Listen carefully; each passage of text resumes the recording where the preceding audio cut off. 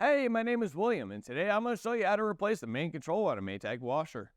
You might need to change out this part if it failed testing or has been damaged. Before we get started, hit those like and subscribe buttons if you want to join our do-it-yourself repair community and get notified each time we post a new video guide.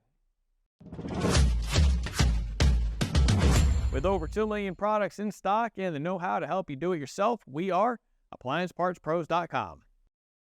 Today we are going to need a 1/4-inch nut driver, a putty knife, and a Phillips head screwdriver. Remember to keep safety first.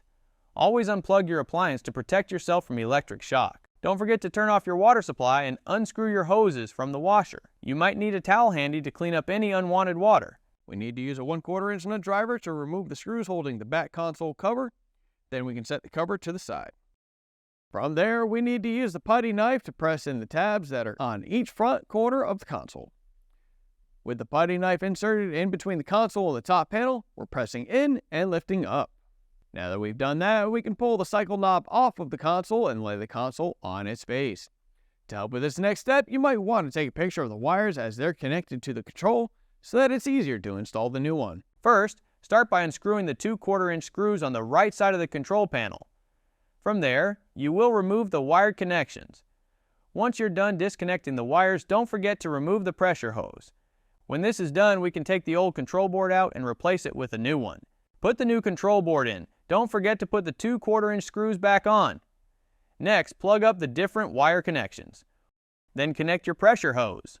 Once this is done, flip the control panel back up and snap it into place. Take the switch knob and click it back into place. Now you want to put the back panel back and you're done.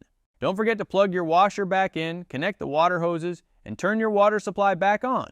You made it! Great job and thanks for joining us today. Make sure to let us know how the repair went in the comments. And if you haven't got a replacement main control yet, grab your model number and head over to AppliancePartsPros.com to order one. Orders usually arrive in just a few days. Make sure you like this video and subscribe to our channel. We've got lots more troubleshooting and repair videos and of course, all the parts you need to do yourself at AppliancePartsPros.com. Thanks for your support and we'll see you next time.